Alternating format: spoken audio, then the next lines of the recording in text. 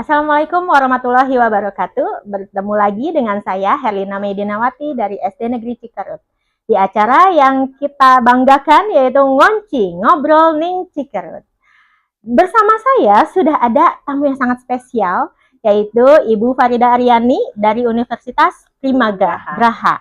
Nah, kira-kira pemirsa ini sudah kenal belum ya sama Ibu Farida nih? Bisa nih Ibu Farida perkenalkan diri dulu agar teman-teman tahu. Assalamualaikum. Terima kasih banyak Bu Lina. Sehat ya Ibu? Bu Lina? Alhamdulillah sehat. Ketemu lagi ya kita Ketemu lagi Ibu. Ya alhamdulillah nih teman-teman, saya dari Universitas Primagraha. Ya dalam hal ini kita melakukan kunjungan aja silaturahim, ketemu sama Bu Lina dan juga teman-teman guru dan Bapak Kepala Sekolah di SD Cikerut ini. Saya Farida Aryani Kaniden. Dan sebenarnya saya juga punya sekolah Bu Lina di Metro Cendana ya, PAUD Al-Kausar Cilegon. Dan sampai hari ini alhamdulillah masih menjadi tujuan teman-teman dari beberapa kabupaten kota yang berada di Banten untuk berkunjung ke PAUD Al-Kausar.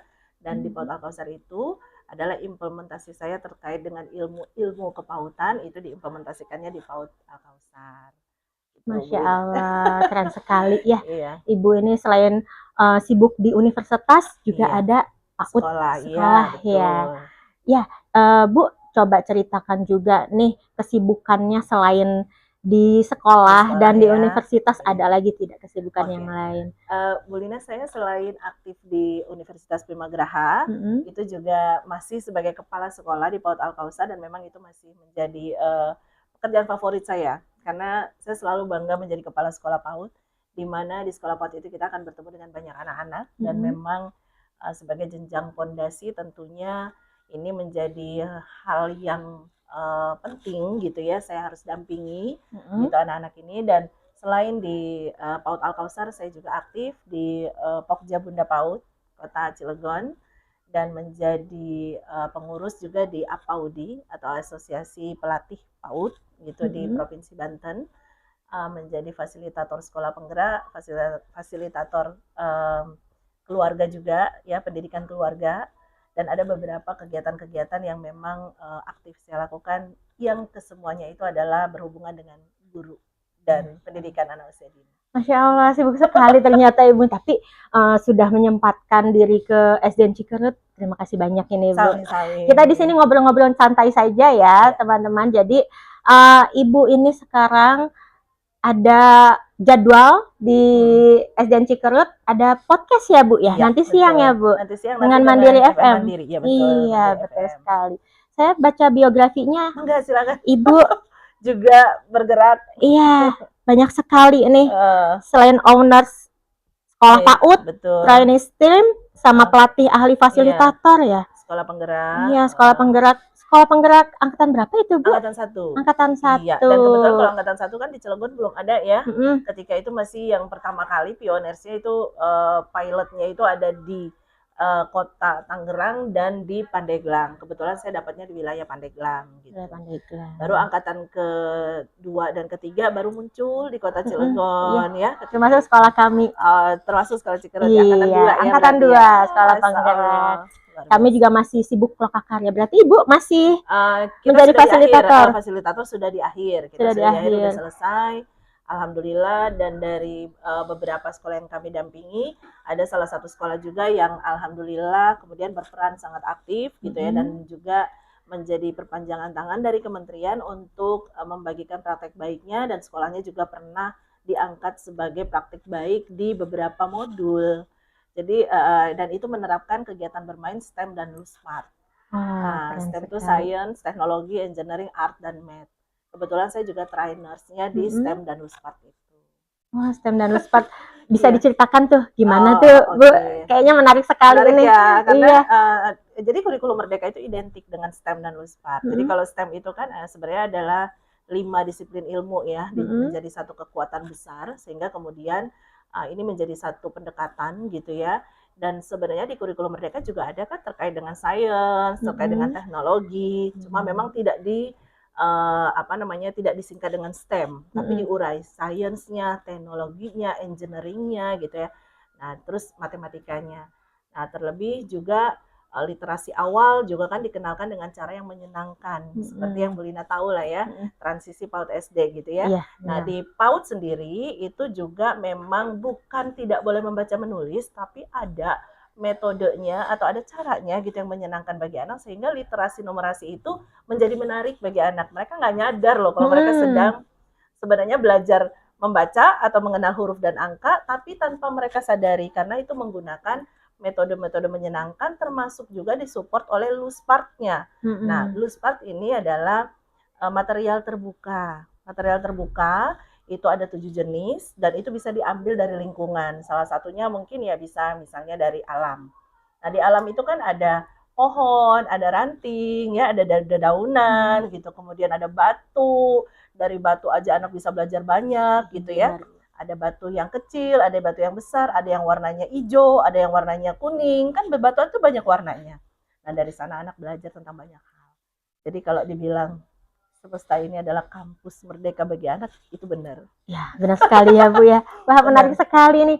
Jadi memang anak-anak itu kadang kan kalau kita bilang, ayo kita belajar membaca, ayo kita belajar menghitung, terkadang sudah berpikir, oh membaca sulit atau menghitung, oh sulit matematika. Tapi kalau dengan metode ini sepertinya bermain secara tidak sadar mereka sedang belajar. Betul. Jadi gini, kita nggak tahu lah sejak kapan kemudian bahasa atau kata ya belajar itu jadi semacam hal yang jadi tidak menyenangkan bagi anak kalau bilang belajar.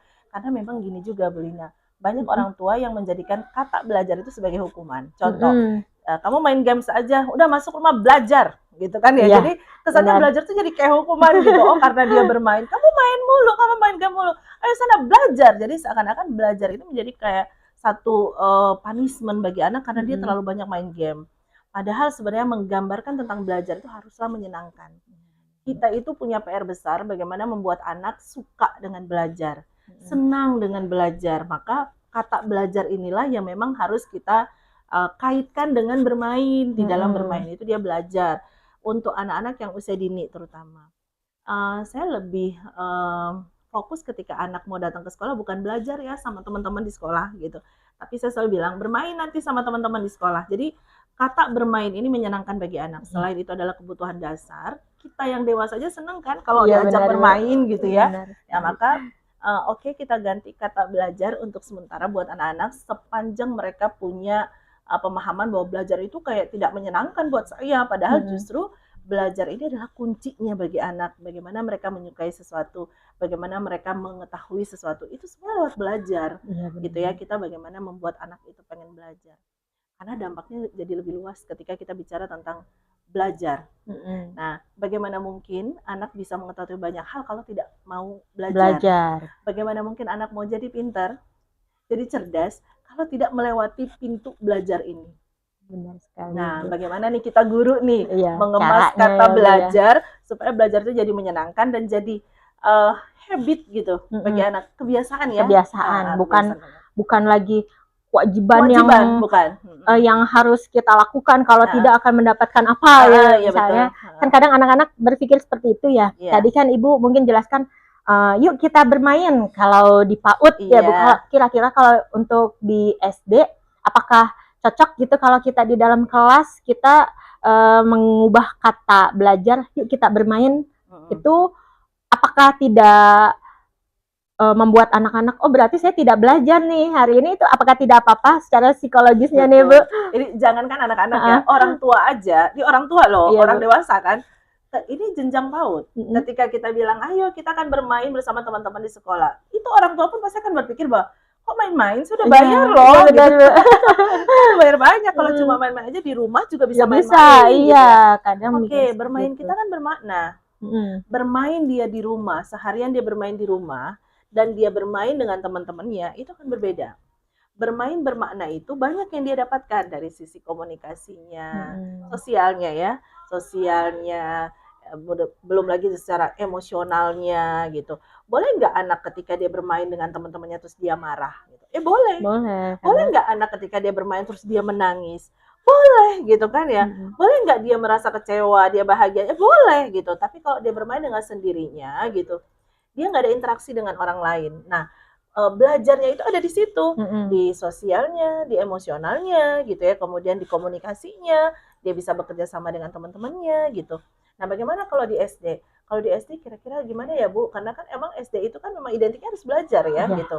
Oke, kita nggak bisa mengganti kata belajar dengan bermain. Mm-mm. Ya, secara baku itu tidak Iya, bisa diganti. tidak bisa Tapi diganti. kalau kita sedang berkomunikasi dengan anak di dalam kelas, makanya kenapa guru juga harus menyenangkan, Mm-mm. dia harus mampu mengangkat emosinya anak dengan ice breaking sekarang banyak kan Iya, gitu ya. senang Nah, sekali itu tuh tujuannya anak-anak. anak apa? Supaya anak merasa bahwa dia fun gitu loh, belajarnya fun. Jadi kayak bermain dia itu. Mm-mm. Nah, jadi akhirnya si belajar ini jadi menyenangkan gitu buat dia. Kita banyak kok lihat banyak contoh-contoh di mana sebelum memulai pembelajaran, guru menyapa anak dengan lagu gitu Iya. kan. Hai, halo, apa kabarmu? Halo Iksan, halo Nafa, gitu-gitu kan ya. Jadi anak tuh langsung hadir, hadir, padahal itu sedang Semangat, absen. sudah semangat, iya benar Bu. Di Gitu awal loh. saja sudah semangat Iya, anak-anak. jadi mulailah dengan bahagia. Dan Mm-mm. yang paling utama adalah gurunya harus bahagia Iya dulu. benar. Kadang kalau sambil nyanyi dengan anak-anak kita juga sama ikut bahagia. Betul. Apalagi ngeliat anak-anak semangat itu Iya, udah betul. langsung terpacu. Nah, Oh, betul. saya juga semangat nih. Iya. Gimana caranya biar sama-sama bahagia berarti Betul, ya, Bu, bahagia. ya. Karena emang gini, kalau bercerita soal bahagia kita udah bicara soal hati nih ya. Mm-mm. Nah, oke. Di pagi hari, di awal hari ketika ketemu dengan anak-anak itu sambutannya juga harus nyenengin. Mm-mm. Bagaimana kalau misalnya kita disambut oleh guru kita dengan pagi ya masuk gitu kan dengan wajah yang flat, suara datar gitu ya, berbeda dengan kalau misalnya hai selamat pagi, assalamualaikum, masya Allah, ayo silakan masuk, salim masuk gitu misalnya, itu pasti akan merasa berbeda anak itu disambut dengan cara seperti itu. Ih masya Allah, segar banget hari ini, sehat kan? Sehat ya salim, tos atau apa gitu ya. Itu dimulai dari pagi hari. Kita kan nggak tahu loh anak berangkat dari rumah itu dengan mood seperti apa, kita nggak tahu. Apakah dia bangun benar, dipaksa, ya nggak? Apakah dia dibangunin dengan dipaksa, disuruh kamar mandi digedor-gedor, suruh cepet gitu kan? Bagaimana dengan perjalanannya? Apakah menyenangkan? Apakah macet? Apakah kan kita nggak tahu loh. Tapi ketika dia sampai di sekolah, kemudian berhadapan dengan guru yang energik, guru yang bahagia gitu, maka frekuensi bahagia ini juga nanti bisa tervibrasi ke anak. Akan menular ya, Bu. Menular, bahagia itu menular. Nah, sekarang pastikan dulu bahagia. Iya. Bulina bahagia nggak ini? Insya Allah bahagia. Oh, Masya Allah. Nah, jadi memang kita memang harus membawa kebahagiaan dari dari diri sendiri ke anak-anak. Kadang anak-anak juga membawa kebahagiaan untuk kita juga. Iya, jadi gini, banyak guru gitu ya yang punya keluhan terkait dengan rasa bahagia ini, Bu Lina. Jadi kadang-kadang dia merasa bahwa menjadi guru itu bukan cita-citanya. Banyak loh. Iya, banyak ya, Bu ya. Iya betul, saya suka tanya nih, misalnya lagi ngisi materi dan ada audiensnya banyak. Saya suka tanya, teman-teman ini sekitar 100 atau 200 orang. Saya suka tanya, apakah guru menjadi cita-cita teman-teman gitu? Iya, enggak. Oke, sekarang coba angkat tangannya gitu ya. Adakah guru itu menjadi cita-cita teman-teman gitu? Ada, tapi adanya itu yang ngangkat tangan tidak sampai seperempatnya. Adapun yang ragu-ragu kayak iya kayak enggak juga setengahnya, artinya dia tidak yakin dengan itu. Dan sebagian besar justru bilang tidak. Ini kan ngenes banget loh. Menemukan bahwa kita menjadi guru bukan hal yang kita inginkan, tapi itu karena memang kondisinya saya harus jadi guru gitu ya, entah karena memang lingkungannya gitu ya, atau karena memang sekolah itu tidak ada guru, maka akhirnya udahlah jadi guru aja gitu sambil nunggu pekerjaan yang lain. Itu kan menyedihkan gitu ya. Nah sekarang gini pertanyaannya, ada berapa orang guru yang menjadi guru dan itu menjadi cita-citanya? Itu kan yang pertanyaannya benar, ya Bu. gitu. Ternyata dari survei itu hasilnya bagaimana? Ternyata saya menemukan banyak yang memang awalnya bukan cita-cita, tapi sebagian kemudian sudah menjalani itu dan kemudian ya sudah menerima dan menjalani itu gitu. Nah, saya sih berharap sekali Bu Lina tidak termasuk di kelompok yang itu ya. Karena saya dengar Bu Lina juga punya banyak prestasi, ya kan? Alhamdulillah, masih belajar Bu. Saya sebenarnya. Kemarin lolos ya PPG-nya ya. Alhamdulillah. Dan bagaimana rasanya menjadi guru di PSP? Senang sekali, banyak teman, lalu ilmu yang ternyata saya pikir dari bangku kuliah nih cukup nih saya untuk jadi guru, ternyata kurang, masih kurang sekali. Setelah saya ikut kegiatan PSP Lokakarya, ternyata banyak sekali ilmu yang masih harus saya pelajari. Betul. Jadi kita punya banyak teman, banyak informasi juga yang masuk ya, kita bisa saling bertukar informasi. Wawasannya bertambah, dan kita dipaksa jadi pinter. Iya, karena benar. Kan harus ngomong terus ya, menyampaikan aja coba gitu refleksinya seperti apa. Jadi kita kayak dipaksa menjadi pintar. Memang program sekolah penggerak ini, ya, kurikulum merdeka ini akselerasi atau percepatan gitu ya, percepatan. Jadi kita kayak disuruh lari gitu, disuruh lari untuk bisa kemudian belajar banyak hal. Karena tujuannya sebenarnya adalah untuk memberikan atau memfasilitasi anak-anak kita itu untuk belajarnya lebih berkualitas, kan gitu tuh sebenarnya. Melalui guru. Karena harus guru dulu, gitu. Maka guru itu harus pintar supaya bisa bikin anaknya pintar. Guru itu harus sabar supaya bisa berhadapan dengan anak-anak dan anak-anak jadi tidak tantrum karena gurunya sabar. Coba bayangin kalau guru tantrum, anaknya bagaimana gitu ya.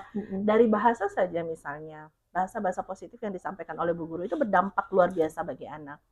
Kalau guru menggunakan bahasa dengan 2 desibel misalnya, ngapain? Lagi ngapain? Anak akan jawabnya lebih tinggi. Ini nih Bu, karena gitu ya. Karena sudah mendengar tinggi nadanya. Anak akan selalu 2 desibel di atas nada suara kita. Nah, tapi coba kita lakukan itu dengan power sih penting, power itu penting, tapi kan ada intonasi tertentu yang menunjukkan bahwa kita tuh bijak dan sabar berhadapan dengan mereka. Wah, ini kenapa? Ada apa? Gitu misalnya. Oh, ini nih Bu Guru, gitu. Itu pun tidak akan tinggi. Tapi kadang-kadang memang, ya itu tadi saya bilang bahwa menjadi guru itu memang mulia, benar. Apa dia mulia? Karena memang dituntut untuk betul-betul sabar lahir dan batin. Gitu benar sekali. Harus bahagia juga, gitu. Dan guru wajib bahagia. Tadi saya sempat bilang bahwa, belum semua guru mendapatkan sertifikasi, gitu ya. Itu kan sebenarnya adalah apresiasi terhadap kinerja kita kan, gitu ya. Tapi ketika sertifikasi itu belum sampai ke tangan kita, berarti rezeki itu belum sampai ke tangan kita, apakah kita tidak layak untuk bahagia?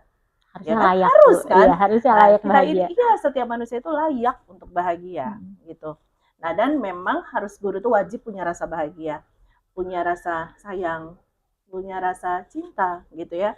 Dan yang paling penting adalah dia bahagia, dia sayang sama dirinya, dan dia juga mencintai dirinya.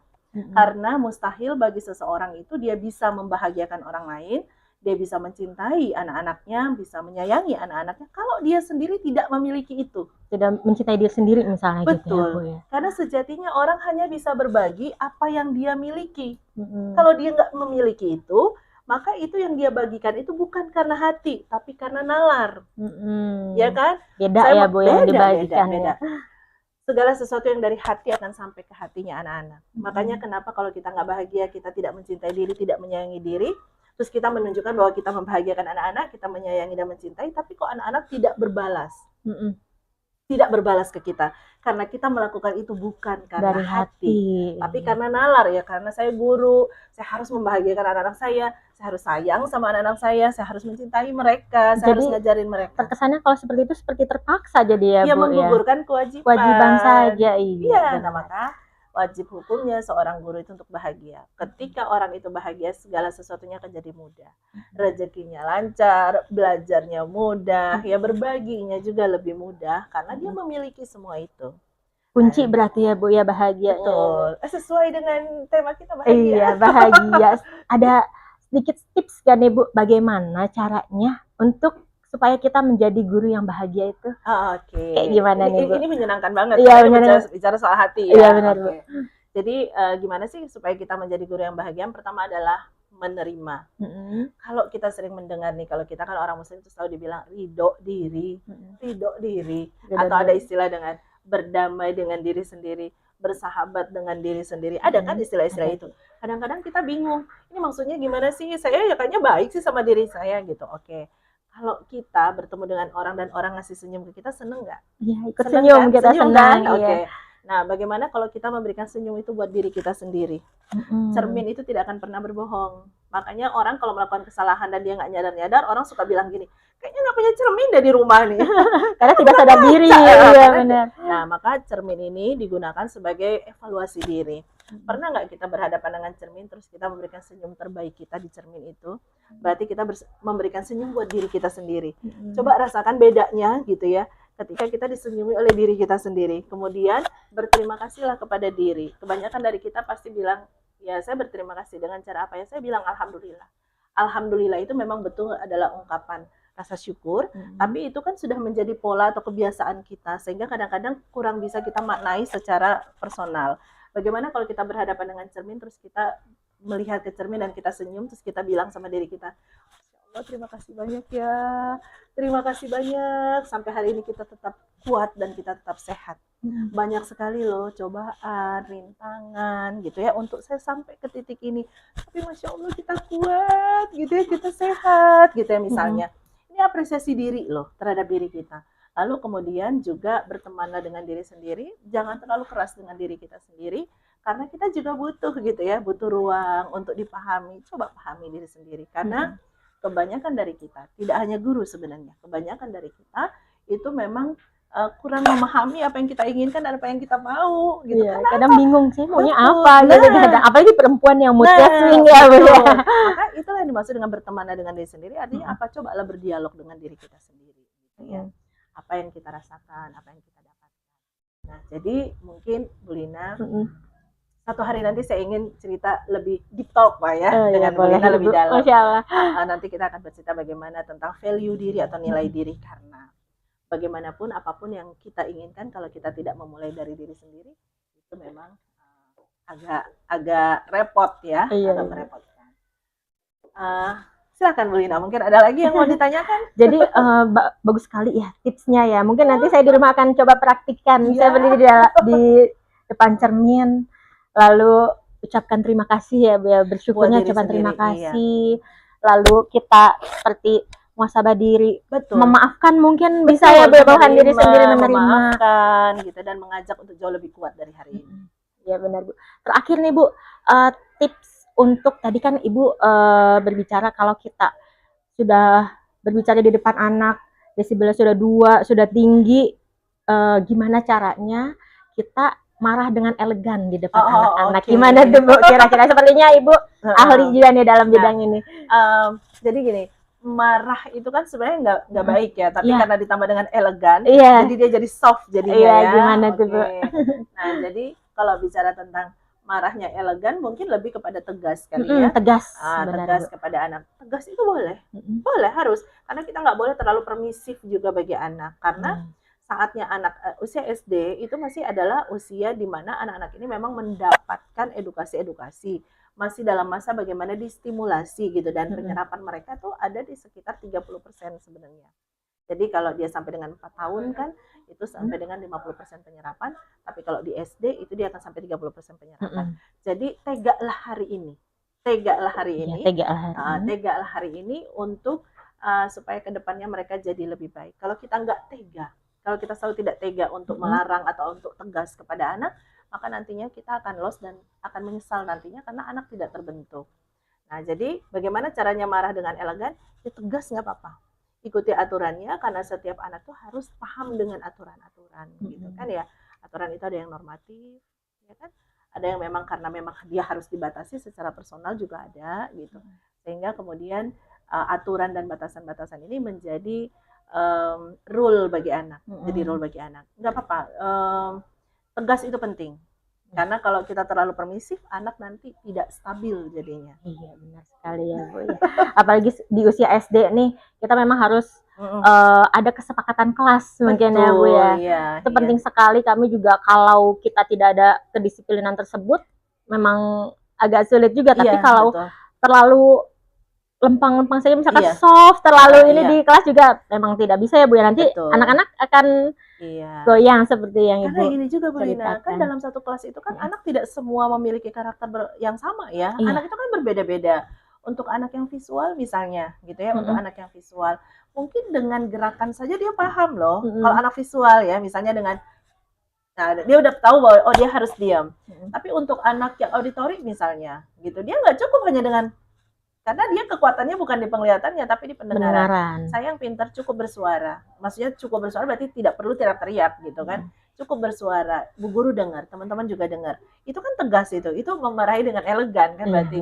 Nah, saya yang pintar cukup bersuara, tidak perlu berteriak, teman-teman dengar, Bu Guru juga dengar. Pelankan suaranya. Karena kan kadang-kadang ada yang suka berteriak-teriak anak-anak. Nah, kalau anak-anak yang kinestetik itu mungkin juga akan sedikit berbeda lagi, karena mereka kan emang mereka tuh belajarnya dengan bergerak, lari-lari gitu ya, agak sulit kalau disuruh diem gitu ya, karena memang pola belajarnya begitu.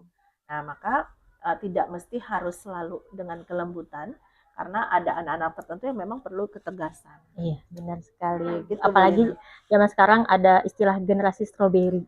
Ya itu jadi Gen Z ya. Iya, jadi Ya. kita memang berkaitan juga dengan pembelajaran berdiferensiasi berarti ya, Bu. Betul. Masya Allah, keren sekali ini. Seperti yang tadi kita sudah sampaikan, nanti siang dengan Ibu Farida ada ngobrol bareng lagi di Mandiri FM pukul 13.00 WIB.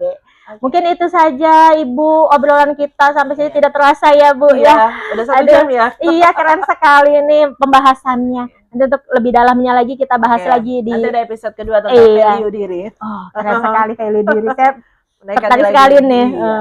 Terima kasih banyak Ibu Farida.